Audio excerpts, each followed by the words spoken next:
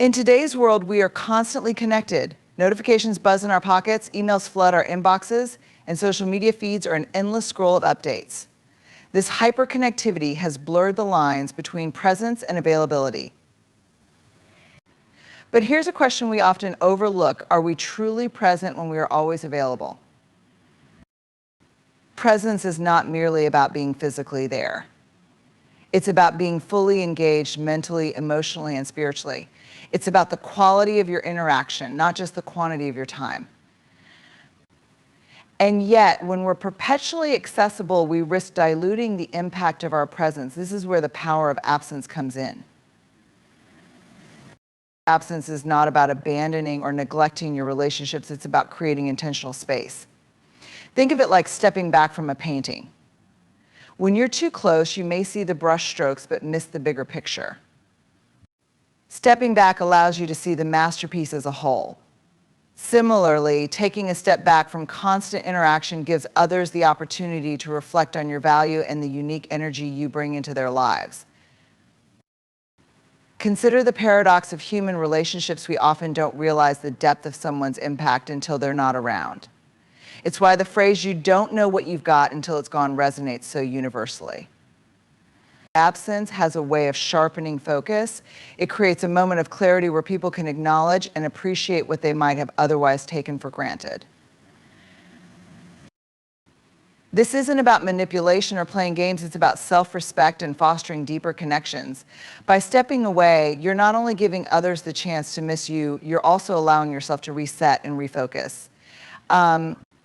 Absence can be a form of self-care. It's a reminder that you are not defined solely by your productivity or your constant availability to others. You are a whole person with needs, dreams, and boundaries.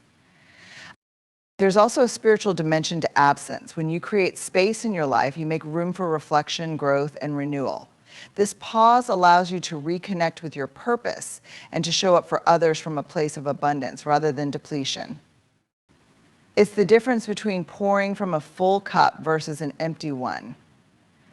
Absence also teaches others something powerful, that relationships are reciprocal. When you step back, you create an invitation for others to step forward. You foster mutual respect and give others the opportunity to contribute to the connection, whether that's through acts of kindness, words of appreciation, or simply by valuing your time and presence more deeply. In the end, the power of absence is in what it cultivates: gratitude, reflection, and genuine connection. It reminds us all that presence is a gift, not a given. So don't be afraid to step away. Don't be afraid to give others the chance to miss you. In doing so, you create space for stronger, more intentional relationships and a life that feels both connected and free. When we hear the word boundaries, it often conjures images of walls, lines, or barriers, things that separate and keep others out. But what if we reframe boundaries? What if we saw them not as walls, but as bridges? Not as acts of exclusion, but as profound expressions of love and care for ourselves and for others. Boundaries are not about shutting people out. They're about showing up in relationships with authenticity and integrity. At their core, boundaries are acts of love. They communicate, "I care enough about this relationship to be honest about what I need." They say, "I value you enough to make sure our interactions are grounded in respect and mutual understanding." Too often, we fall into the trap of thinking that saying yes to everything and everyone is the ultimate expression of love. We equate self-sacrifice with care. But love that is constantly self-sacrificing can quickly become resentment. When we give endlessly without considering our own needs, we're not being selfless, we're being dishonest. We're pretending that we're okay when we're not. And in doing so, we erode trust in the relationship. Boundaries, on the other hand, are rooted in truth. They acknowledge that we are human with limits, emotions, and needs. Setting a boundary, saying, "This is where I end," and you begin. It's not an act of selfishness, it's an act of self-awareness. It's about recognizing what you can give freely and what you cannot without guilt or shame. Consider this: when you set a boundary, you're teaching others how to treat you. You're demonstrating that your time, energy, and emotional well-being are valuable. You're modeling healthy behavior, showing that relationships thrive not on overextension, but on mutual respect.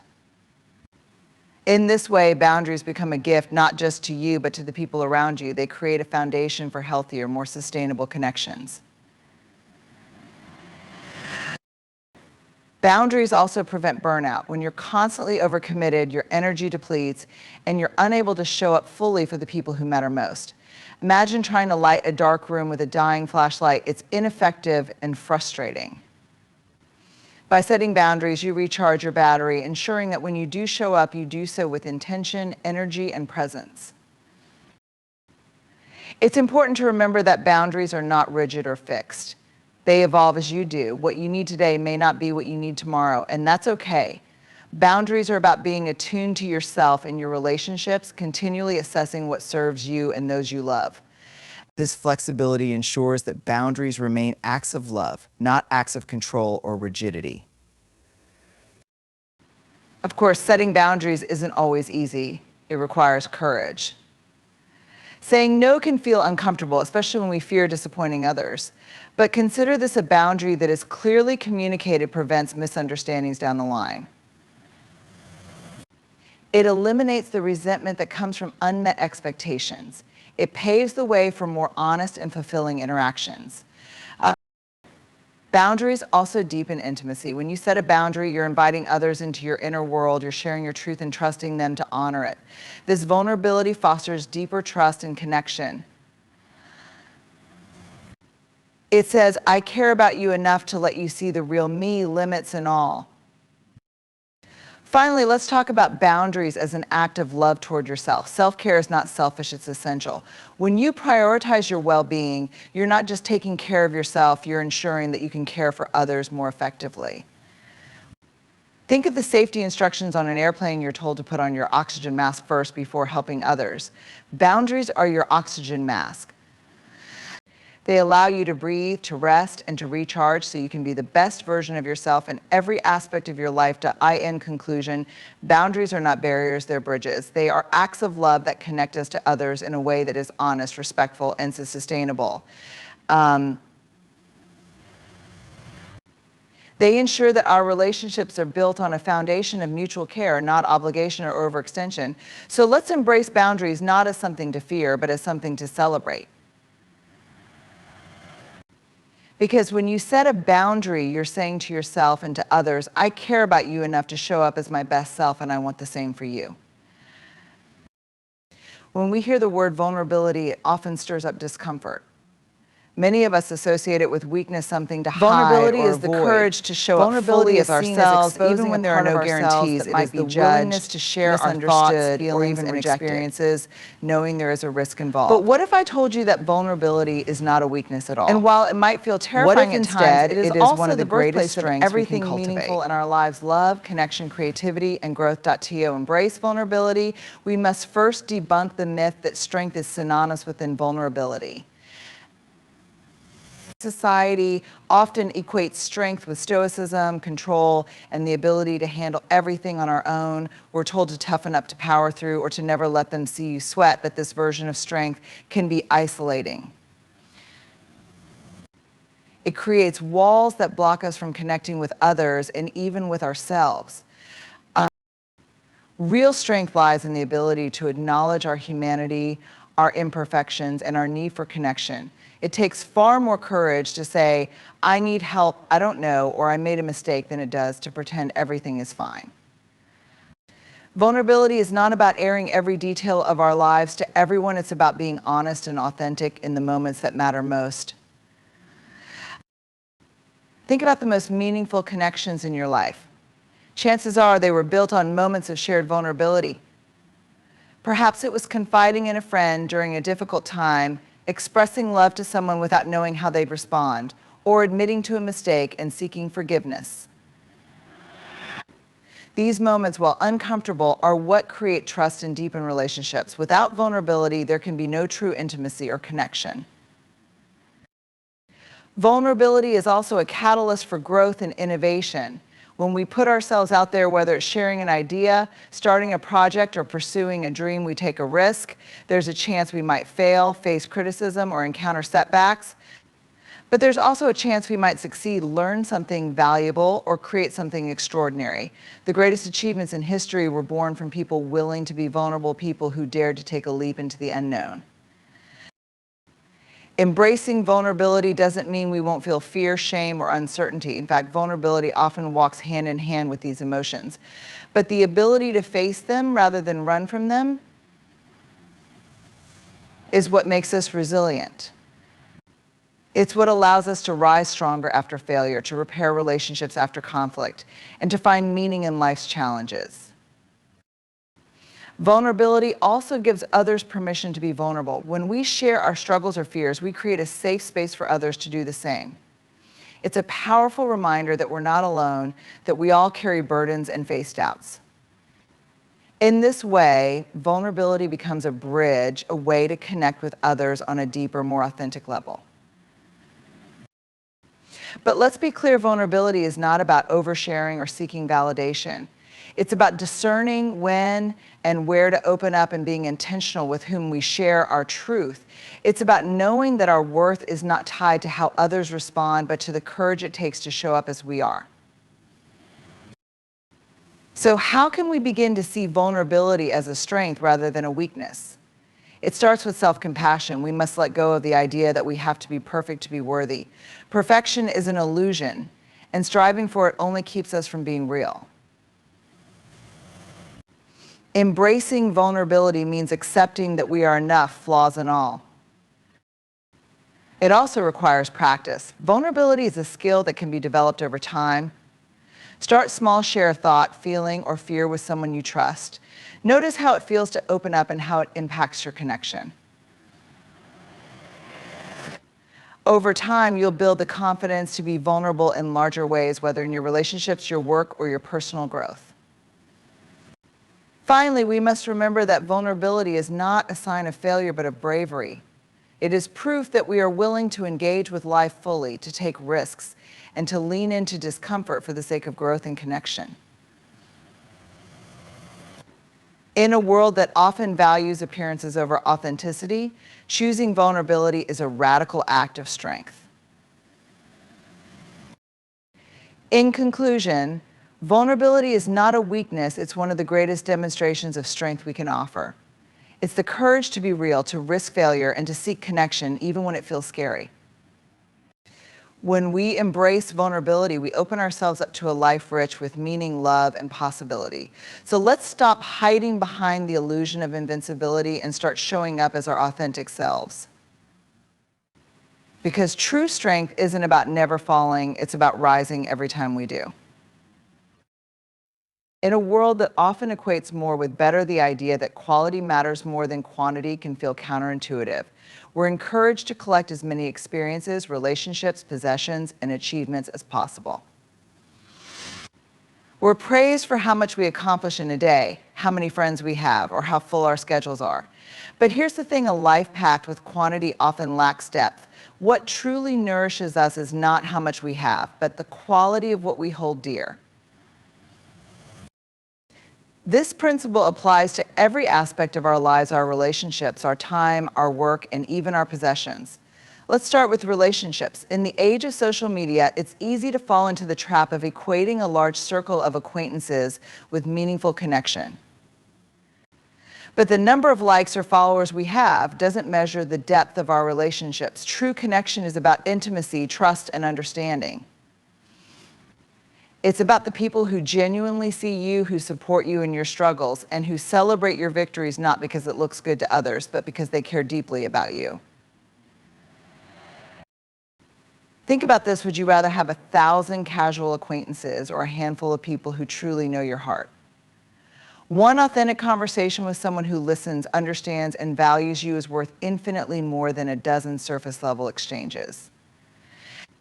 It's the quality of our relationships that fills our lives with meaning, not the quantity. The same is true for how we spend our time. Our culture glorifies busyness. We wear packed schedules like badges of honor, as if being constantly occupied is the ultimate measure of productivity. But being busy is not the same as being effective or fulfilled. When we focus on quantity, on cramming as many tasks, meetings, or activities into our day as possible, we risk losing sight of what truly matters. Quality time is intentional time. It's not about how many hours you spend doing something, but about how present and engaged you are during that time. 10 minutes of undistracted conversation with a loved one can be far more impactful than an hour spent half listening while scrolling through your phone. When we prioritize quality, we make room for moments that matter, moments that matter, moments that build relationships, spark creativity, and rejuvenate our spirits. The importance of quality over quantity also extends to our work. It's tempting to measure success by how much we produce or how many goals we check off our list. But the true mark of success isn't how much we do, it's how well we do it. A single piece of thoughtful, inspired work will always outweigh a mountain of rushed, mediocre output. When we prioritize quality, we honor our creativity, our integrity, and the impact we want to make. Even our possessions tell a story about quality versus quantity. In a consumer-driven world, we're constantly encouraged to accumulate more. But owning more things doesn't bring lasting happiness. In fact, it often leads to clutter, both physical and emotional. On the other hand, surrounding ourselves with fewer, high-quality items that truly bring us joy can be liberating. It's not about how much we have, but how much what we have aligns with our values and enhances our lives. So how do we shift our focus from quantity to quality? It begins with mindfulness and intentionality. We must pause and ask ourselves what truly matters to me. What adds depth, meaning, and joy to my life? When we start to prioritize quality, we give ourselves permission to slow down, to savor, and to focus on what's most important. In relationships, this might mean spending more time nurturing a few close connections rather than trying to maintain superficial ties with everyone. Our lives become less about accumulation and more about fulfillment. In conclusion, the importance of quality over quantity is a reminder to live with intention and authenticity. It challenges us to go deeper rather than wider, to focus on what enriches our lives rather than what merely fills them. When we prioritize quality, we cultivate a life that is not just busy but meaningful, a life that feels full not because it is crowded, but because it is rich with purpose, connection, and joy. So let's choose quality. And let's choose depth over breadth, meaning over excess, and authenticity over appearances. Because at the end of the day, it's not about how much we have, but about how much what we have truly matters. In a world that glorifies hustle and constant productivity, the idea of resting can often feel counterproductive. We're taught to push forward, to keep going no matter what, and to treat rest as a luxury rather than a necessity. Yet rest and reflection are not indulgences, they are foundational to resilience, the ability to adapt, recover, and thrive in the face of challenges. Resilience is often misunderstood as simply enduring hardship or bouncing back from adversity. While those are elements of resilience, its true strength lies in sustainability. How do we maintain our emotional, mental, and physical well-being in the long term? How do we ensure that we are not just surviving, but thriving? The answer lies in the restorative power of rest and the transformative potential of reflection. Rest is not just about sleep, though that is a critical part of it. Rest is about stepping back, pausing, and allowing ourselves the time and space to replenish our energy. Our bodies, minds, and emotions have limits, and when we ignore those limits, we run the risk of burnout. Burnout doesn't just deplete our energy, it erodes our ability to cope, to think creatively, and to respond to life's challenges with clarity and strength. By making rest a priority, we acknowledge that we are human with needs that deserve care and attention. Rest also enhances our productivity. When we push ourselves to work continuously without breaks, our focus and efficiency decline. However, when we allow ourselves moments of rest, we return to our tasks with renewed energy and sharper focus. It's like the sharpening of a tool. Taking a break doesn't slow us down. In the long run, it makes us more effective. Reflection, on the other hand, is the act of looking inward and taking stock of where we are and what we've learned. In the midst of life's busyness, it's easy to move from one task, challenge, or milestone to the next without pausing to process our experiences. Reflection allows us to extract meaning from those experiences. It's where we identify patterns, learn from mistakes, and celebrate progress.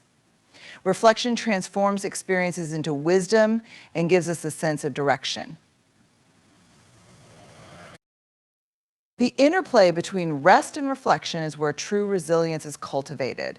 Rest gives us the energy to engage in meaningful reflection, and reflection helps us understand how to rest in ways that are most restorative for us.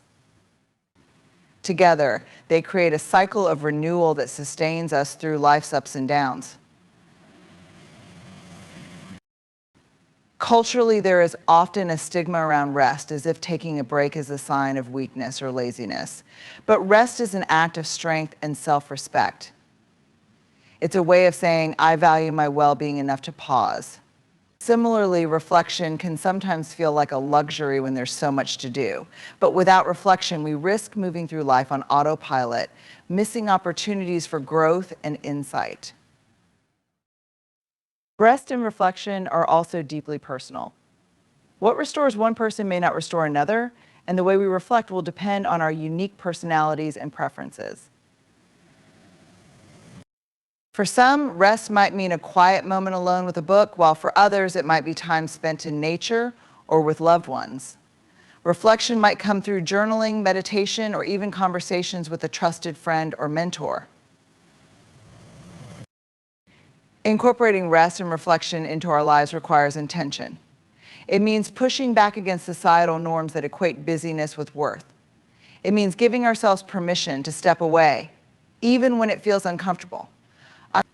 It's about recognizing that the moments of pause are just as valuable as the moments of action.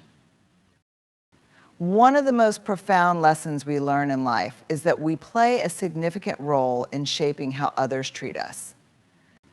While it might seem like people's behavior is entirely their own responsibility, and to a certain extent, it is our actions, boundaries, and communications set the tone for our interactions. Teaching people how to treat us is not about controlling others, but about establishing healthy, respectful dynamics in our relationships. At its core, teaching people how to treat you begins with self-awareness. Understanding your values, needs, and limits is the foundation of this process. When you know what you stand for and what you require in relationships, you're better equipped to communicate those needs to others. Self-awareness allows you to identify behaviors that are acceptable to you and those that are not, providing clarity in situations that might otherwise feel overwhelming or ambiguous. Boundaries are an essential part of this process. They are the invisible lines that define what is and isn't acceptable in how others interact with you. Setting boundaries isn't about pushing people away, it's about creating a framework for healthy interaction. For example, if you value your time, setting boundaries around when and how others can expect your availability communicates that your time is valuable and deserving of respect. Similarly, if you value honesty, making it clear that dishonesty is a deal breaker teaches others the importance of integrity in your relationship.